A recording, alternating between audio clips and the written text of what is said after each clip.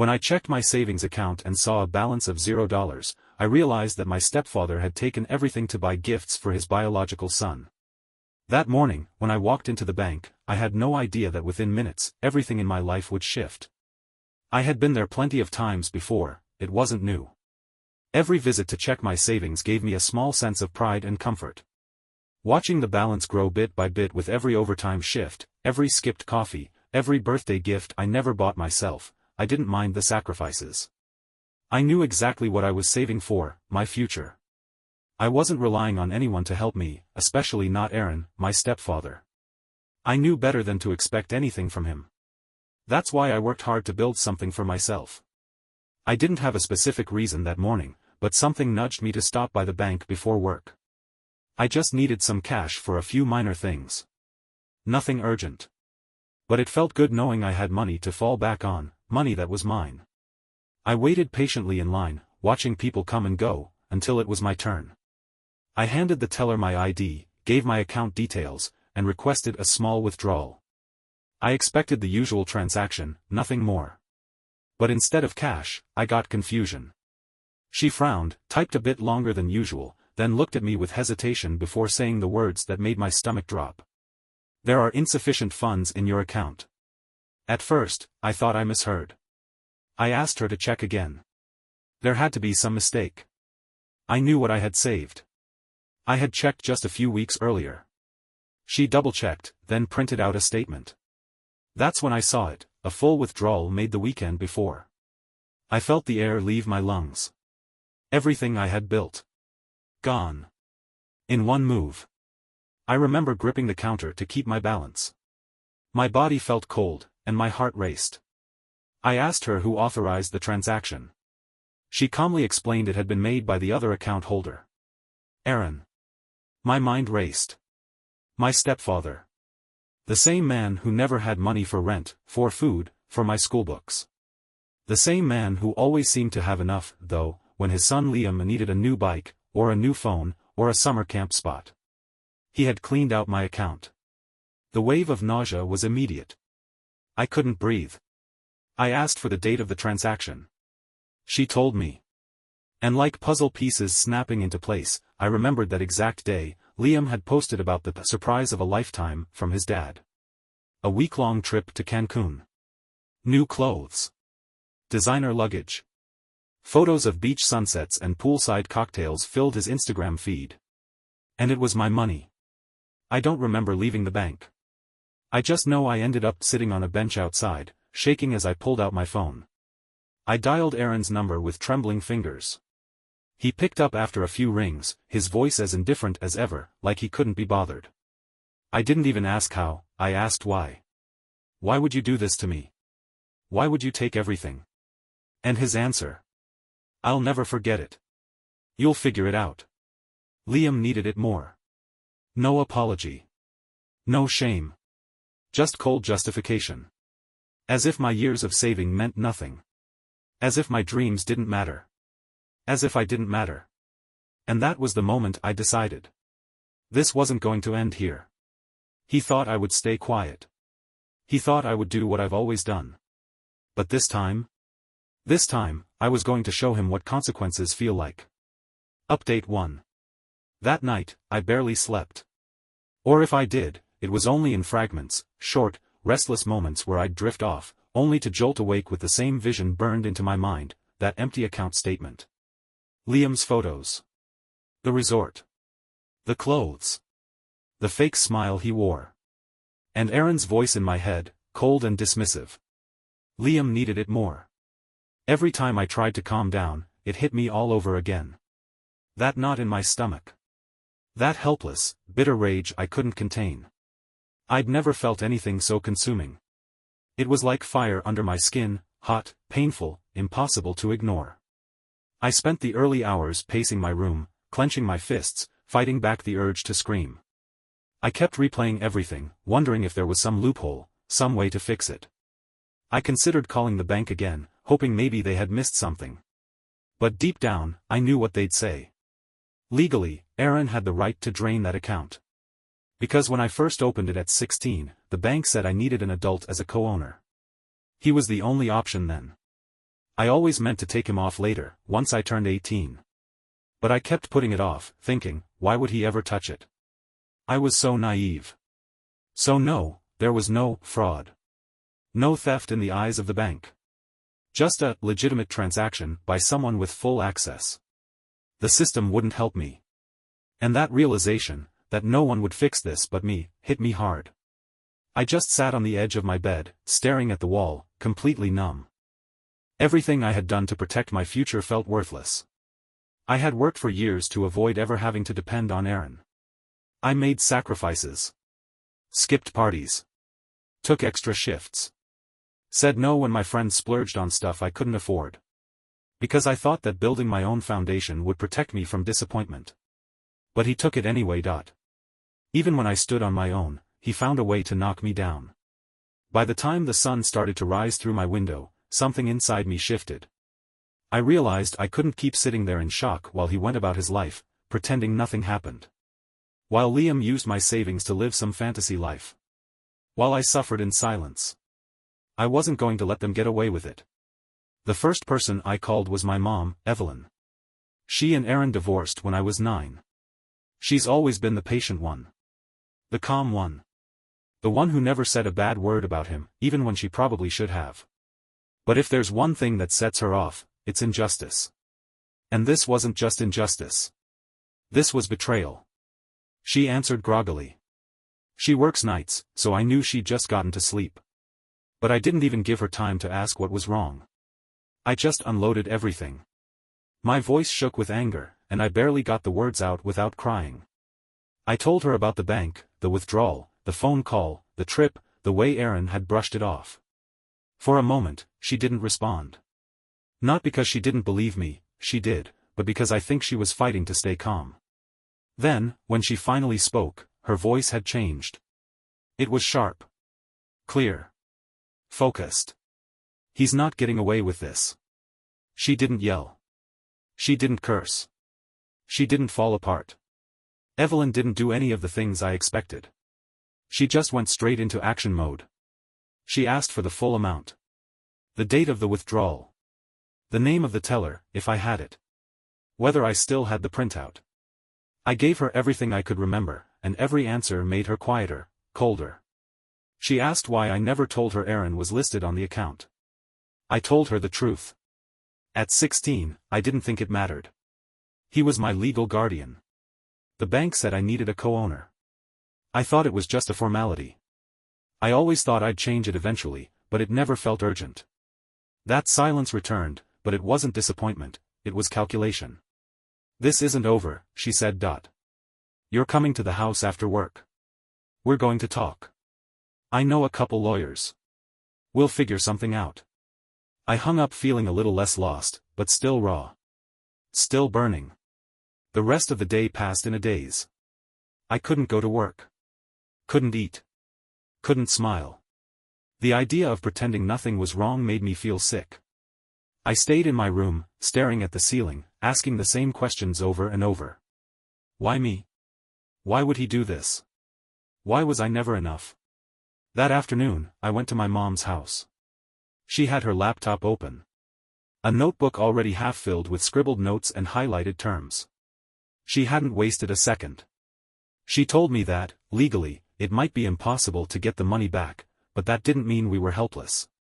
She said there were other ways to hold him accountable. Publicly.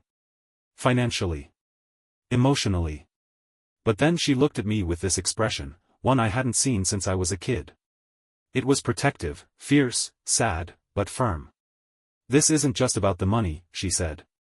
She told me the truth I hadn't wanted to admit, that this was proof of how Aaron had always treated me. As secondary. As optional. That Liam was his real kid now. That I had always been a box he checked. An obligation. She said this wasn't the first time he had stolen from me, just the first time he'd done it in dollars and cents. And that's when it clicked. This was never just about the savings account. This was about everything he had ever made me feel. Invisible. Replaceable. Unworthy. He thought he had one. That I'd roll over. That I'd stay quiet like I always had. But what he didn't know was that this time, he didn't break me, he lit the match. And now? He has no idea what's coming. Update 2. The days that followed were heavy. I couldn't think straight. I couldn't breathe without feeling that burning in my chest. I wasn't just angry, I was consumed. And the worst part? I knew there was no undo button. The money was gone. Years of work, gone. All because someone who was supposed to protect me decided I didn't matter enough. I kept telling myself that Aaron was never much of a father figure. That I shouldn't be surprised. But that didn't soften the betrayal. It still hurt like hell.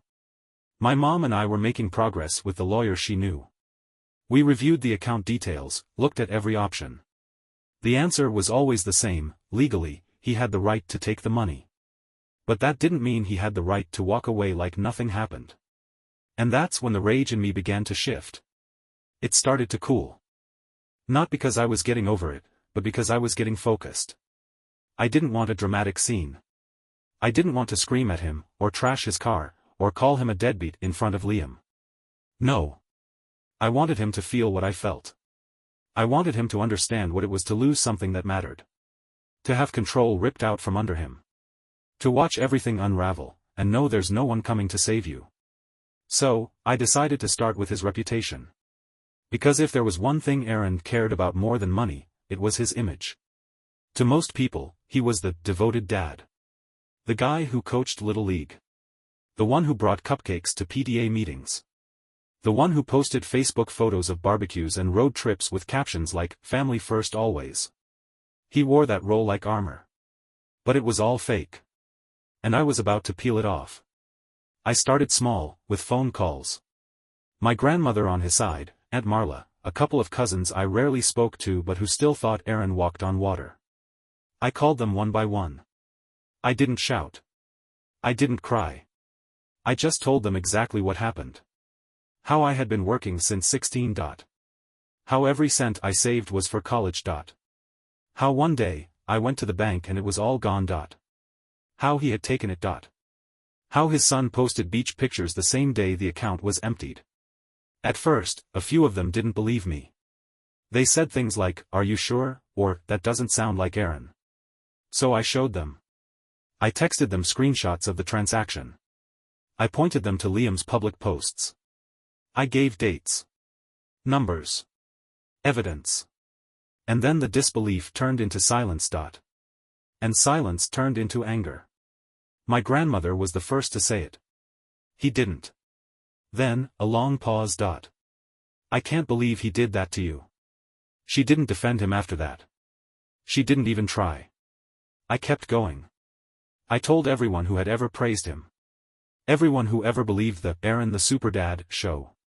And with every story I told, every call I made, that carefully crafted image of his started to shatter. But the real turning point? That came when I made it public. I sat down and wrote a Facebook post. I didn't rant. I didn't curse. I didn't name-call. I just told the truth. I wrote how I had saved money for years to pay for my education. How I opened the account at 16. How I had to add Aaron as a co-owner back then. How I trusted it would be fine. How I was wrong. How he emptied it to fund a luxury vacation, for someone else. And at the end of the post, I asked one question. What kind of man steals from his stepdaughter to buy his son a trip, then tells her she'll figure it out later? The post blew up. Comments. Messages. Shares. Friends. Extended family. Classmates. People I hadn't spoken to in years. They were furious.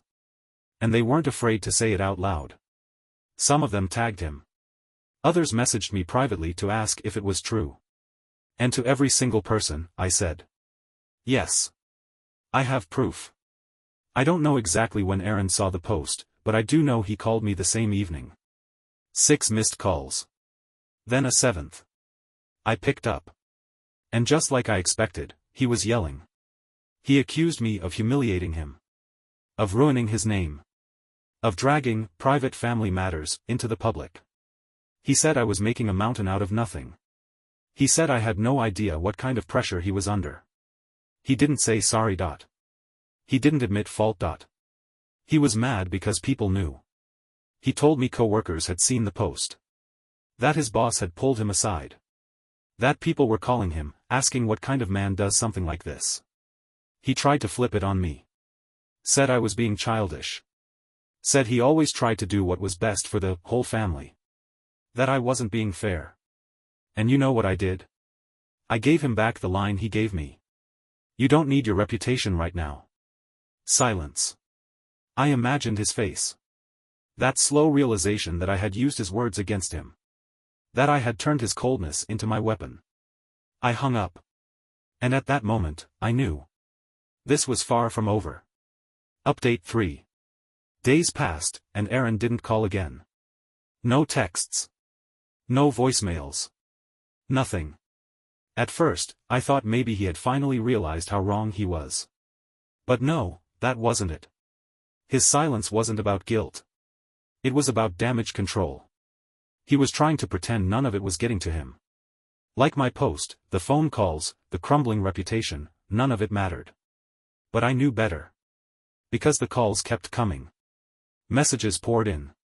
My post was still being shared. People I hadn't even tagged were reaching out to tell me they believed me. Some were horrified. Others were furious. And more than a few told me they'd cut ties with him completely. Even my mom started getting messages, from her old coworkers, her cousins, people she hadn't spoken to in years. Aaron's perfect image was unraveling. The good guy mask? Gone. But I wasn't finished. This was never about public humiliation alone. That was just the first step. I wanted more than that. I wanted him to feel the loss. To experience that same gut punch I felt when I saw my balance at zero. I wanted him to know what it's like to be powerless. And I knew exactly where to strike next. His wallet. Aaron had never been good with money. My mom used to tell me stories, how, even when they were married, he would blow entire paychecks on junk, rack up credit cards, and lie about it. She bailed him out more than once. When they split, she warned me he wouldn't change. And she was right. He may have had a steady job, but he lived above his means. Always had. Flashy gifts, brand new gadgets for Liam, dinners he couldn't afford. He relied heavily on his second wife, Danielle, to keep things running smoothly. What Danielle didn't know. Aaron had been hiding things. And I planned to lift the rug and show her what was underneath. With help from my mom and her lawyer friend, we did some digging. Nothing illegal. Just basic public financial info, credit histories, and a little social sleuthing. What we found was predictable but still shocking. Aaron had multiple small personal loans under his name. A couple maxed out cards. And a few, by now, pay later deals that were very past due. The only thing keeping him afloat? Danielle's income and the image he worked so hard to maintain. So, I gave it a little push. I created a fresh, anonymous email account and sent her everything. Not a dramatic expose, just a straightforward message with screenshots, a few numbers, a summary of what we'd found, and a single sentence. You deserve to know what's going on before it gets worse. It didn't take long. Less than 6 hours later, I got a call from Aaron. But this time? He was panicking. His voice shook as he asked me if I had said something to Danielle. He didn't even accuse me, he knew. He kept talking, stammering, trying to piece together what she had found out. She's checking all the accounts, she's asking questions about spending, she's demanding answers I don't have. I let him spiral. I said nothing. Just silence. Then, when he finally stopped rambling, waiting for a response, I gave him the same cold tone he once gave me. You don't need financial stability right now. Then I hung up. I knew that was the moment it all started to fall apart. Later that week, I got a text from my cousin, Aaron's nephew. He told me he had seen Aaron and Danielle in a loud argument at a shopping center. Danielle was shouting, furious, demanding answers. Aaron looked like he'd been hit by a truck. Defensive. Embarrassed. Apparently, Danielle had gone through their joint accounts. Realized money was disappearing. Found expenses he'd never told her about. She started questioning everything, how much he made, where it went, what he owed. It was just the beginning, and I knew it. Aaron had always believed that charm would save him. That Danielle would never walk away. That Liam would always see him as the hero. That people would believe his side of the story. But that's the thing about lies and illusions, once they start falling apart, they don't stop. And now? He was out of lifelines. Update 4. The weeks that followed? Absolute collapse. Not just for Aaron, but for everything he had worked to build, his marriage, his household, his job, his reputation. All of it began to unravel faster than even I expected. At first, he clung to his usual move, denial. He thought if he kept his head down and didn't feed the fire, it would just burn out on its own. He'd weathered storms before, after all. Lied his way out. Smiled and shifted blame until people forgot. But this time, it didn't work. Because the storm wasn't just noise. It was truth. And this time, he had no one left to lie to. According to my cousin Josh, the same one who told me about the mall fight, things at Aaron's house got tense fast. Danielle didn't let it go. She turned into a one-woman audit department. She reviewed every account, every card, every bill. She found unpaid loans, purchases she never approved, money funneled into things she knew nothing about. And when she dug deeper, she realized that a huge part of their financial stability was a lie. Aaron had been overextending for years, using her name for a few things, lying about the balances, and gambling on the hope that he'd figure it out before she noticed. But now she had noticed. They fought every day. Screaming matches, according to Josh. And not just behind closed doors. It spilled out into public places. Neighbors noticed. Friends stopped visiting. The bubble popped. And then there was Liam.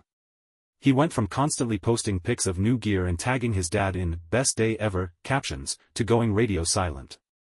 He turned off comments. Deleted vacation photos. Removed the #blessed nonsense. Whether he felt guilty, I don't know. Maybe he did. Or maybe he was just embarrassed now that his lifestyle was crumbling. But the love fest was over. No more "Dad of the Year" posts. No more adoration. At work, Aaron wasn't doing much better. He wasn't fired, at least not yet, but the whispering had started. His boss had already confronted him once.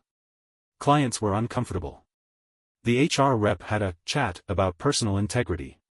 He lost access to a few internal perks, like being removed from a mentorship program he once bragged about. No more committee invites. No more company picnics with a mic in his hand. He became that guy in the office. The one people avoided in the break room. The one they whispered about in Slack channels. And then, the final blow landed. Josh messaged me one afternoon. He's moving out.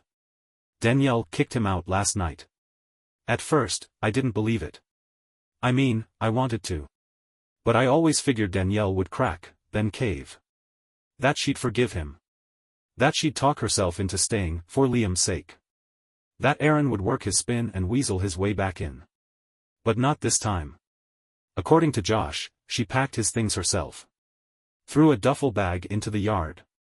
Told him to find a motel. This wasn't a timeout. It was an eviction. And just like that, he was out. No warm home. No family dinners. No smiling holiday cards. Gone. That was the moment I knew he'd lost everything. The money he stole from me? That was just the match. But the whole structure, the fake image, the financial house of cards, the admiration of a son who only saw the gifts, it all came crashing down. He thought I would lie down and take it. That I'd be quiet like I used to be. That I'd cry and disappear while he smiled in family photos and carried on like he always did.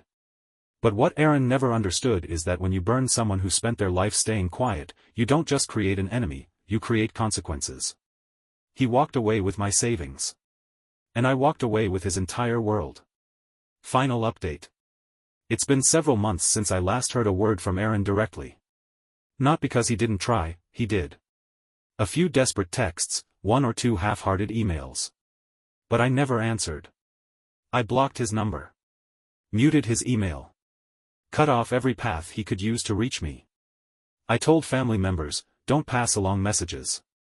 Don't act as middlemen. I wasn't interested. And the thing is? I don't regret it. His downfall was never my responsibility. In the beginning, I thought maybe I'd miss him.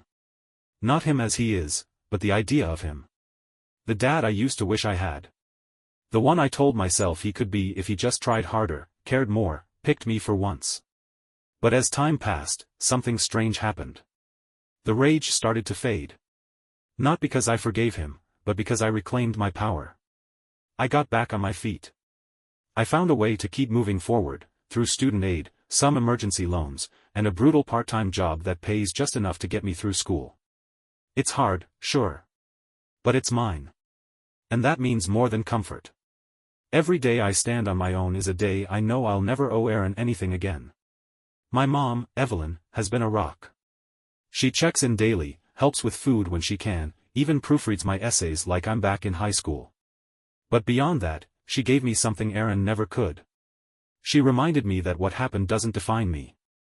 She told me, again and again, he didn't take your future, he just gave you a reason to take it back harder. And I believed her. From time to time, I still hear updates. I don't ask for them, but word gets around. Aaron's still working, but just barely. His reputation never recovered. The people who once sang his praises now speak his name with a shrug, or worse, a scoff.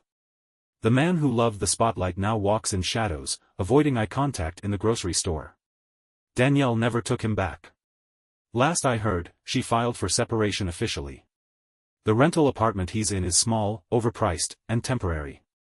He complains about it to anyone who'll listen, but nobody does anymore. Liam? He moved on. They still talk, I think, but it's distant now. The days of surprise trips and unlimited spending are long gone. Without money, Aaron's just a man. And without control, he's powerless. He tried to explain himself once, through a cousin. Said it was a mistake. That he panicked. That he didn't think it would blow up like this. But I know better. He only regrets the fallout, not the choice. People like him don't feel guilt, they feel inconvenience. But I don't care. Because his voice no longer echoes in my head. He doesn't live in my decisions. He doesn't own my peace. He took thousands of dollars from me. But what I took from him? His illusion of control. His perfect image. His ability to hurt me ever again. And that's more than a win. That's freedom. Maybe someday this will just be a story I tell. Maybe I'll laugh at how far I've come. Maybe I'll even stop remembering how much it used to hurt. But for now? I wake up in the morning, and I don't think about him. I look at what I've built, and I don't see him anywhere in it. And that's enough. Thank you for watching the video, like it if you watched the video to the end and don't forget to subscribe. Have a nice day.